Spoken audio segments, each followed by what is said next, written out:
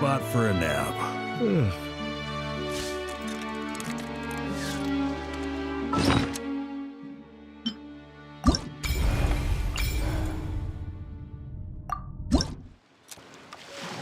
So you can't help me fix this annoying affliction either? Precisely. It's already too deeply intertwined with your fate. Imagine your destiny is a tree. This affliction is like a new shoot growing from its branches. It's been helping you absorb sunlight and dew this whole time.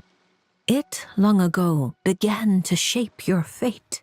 If you cut it off now, the wound left behind might fester, infecting the entire tree. You make it sound like it's a good thing. It's clearly getting in my way, keeping me from mixing the drinks I need. It's more like one of those vines that wrap around the trunks of giant trees, restricting their growth and slowly strangling them.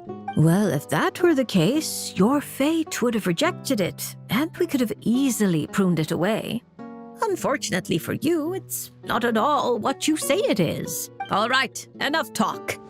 That should be enough to convince you I'm a legitimate fortune teller, yes? Now, just like I told you, come here and pick a card at random. And let me give you a little advice about your future. So I just pick one at random, Okay. How about this one? No, wait! This one! Don't overthink it. No matter how you choose, you can only ever draw the card that's destined for you. Oh, this fortune teller's laugh is so creepy. She's just like an old witch from a fairy tale. But since she's so good at it, her advice could prove really helpful. I have to choose my card carefully. Huh? Traveler? Paimon?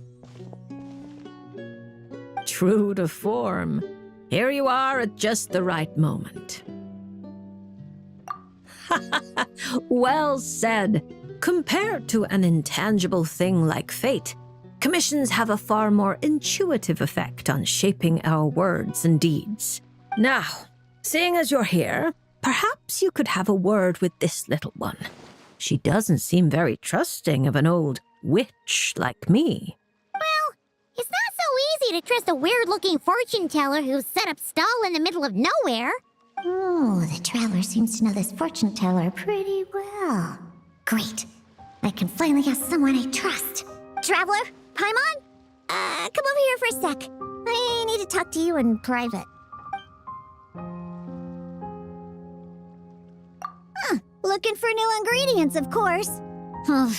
My previous approach to mixing drinks was far too narrow-minded. I kept limiting myself to actual food. Paimon wouldn't exactly call the things you put in your drinks food, Diona. Well, it's all technically edible, as long as you grit your teeth and close your eyes. It's stuff you can force yourself to swallow. Exactly! I've already found a bunch of rusted screws, scrapped cables, coagulated chunks of grease, dust bunnies, toe jam, and it's all thanks to that guy from the Fontaine Research Institute who makes Fanta. He's been a real help. Well, I heard that really tasty fizzy drink stuff comes from the Fontaine Research Institute, so I headed over to take a look. When I got there, Mr. Henri let me try a few bottles of the new Fanta flavors. Completely on the house. Mr. Henri doesn't smell of alcohol at all. Nope. He just smells like Fanta, sweet and tangy. One stiff and you can tell he's a reliable sort of grown-up. And he was the one who suggested I come to this stall.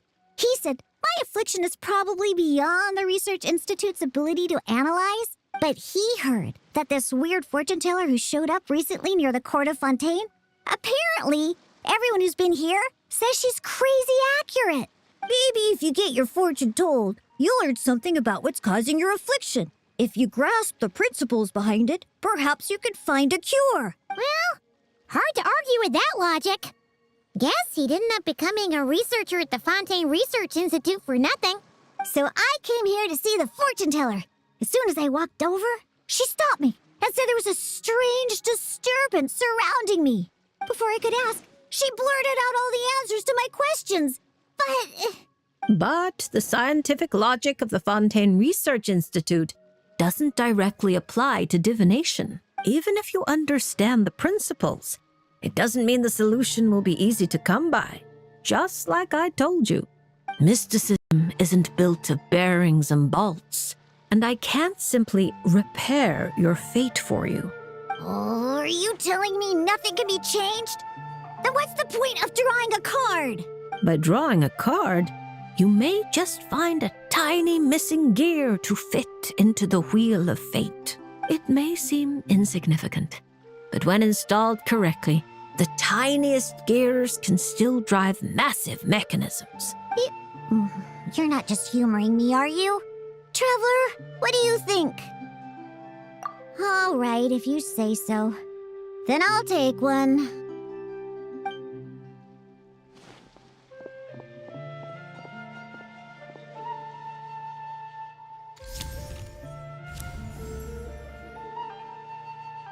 All right, here we go. Looks like it's... Oh my, how strange. To think the disturbance surrounding you has grown with such vigor. It's no longer a shoot, but a sturdy branch. How curious.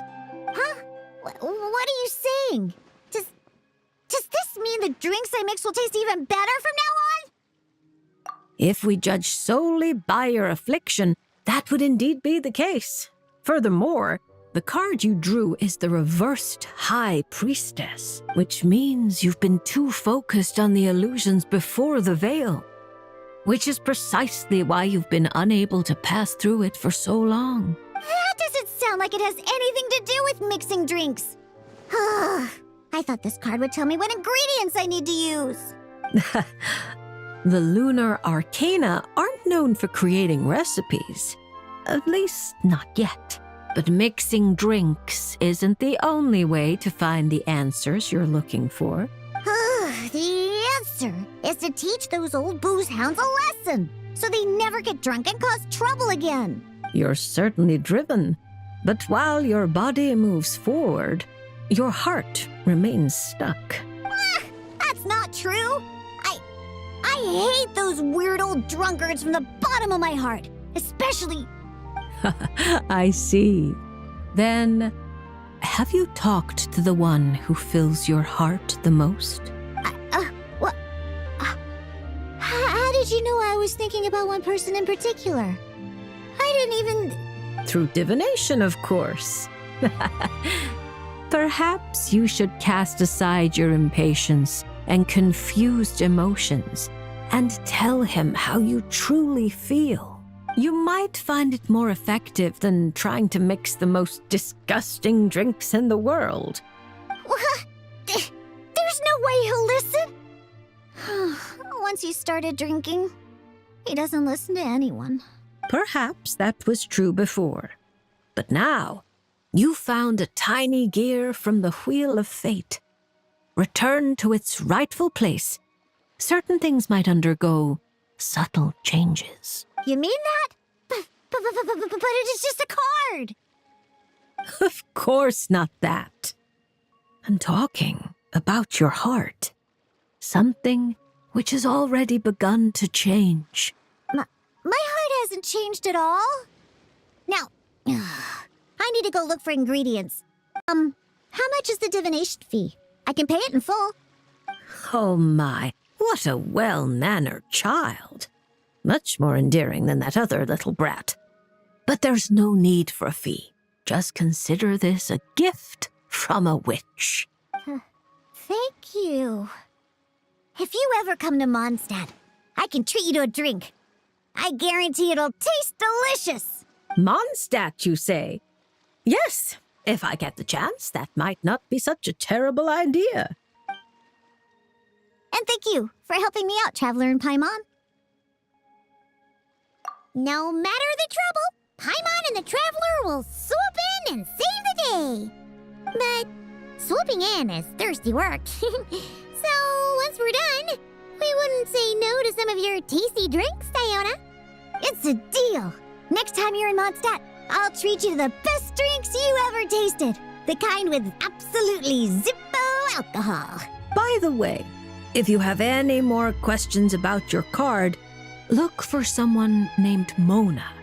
You probably already know who I'm talking about. Mona? Yeah, I know her. She always orders the cheapest drinks. Is she a powerful fortune teller too? Ha! She's nowhere near my level. Still. She should be up to the task of reading the Lunar Arcana. Otherwise, she might as well hang up her hat. Just tell her you've brought a prophecy on behalf of the mighty astromancer Barbeloth Trismegistus as a test. Don't worry. As long as you say that, she'll do her best to interpret it for you. I think I got that. Astromancer Barbeloth Trismegistus. Yos, that's a long name. Come to think of it, isn't Mona's name really long too? I think it was the what was it again?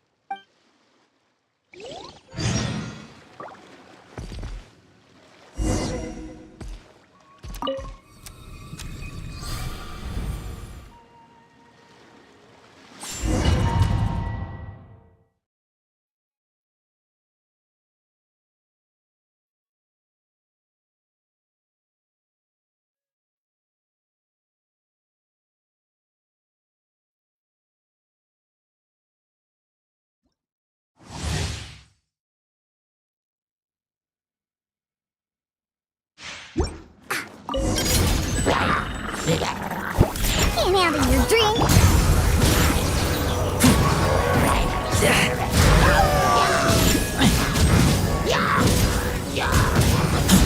Get back!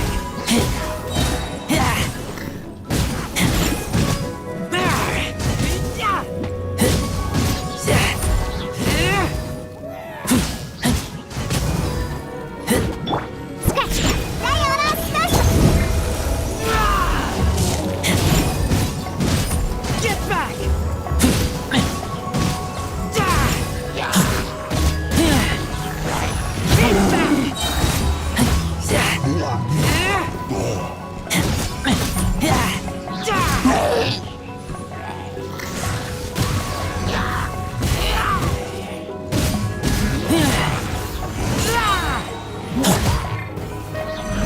Look at you, Foozia.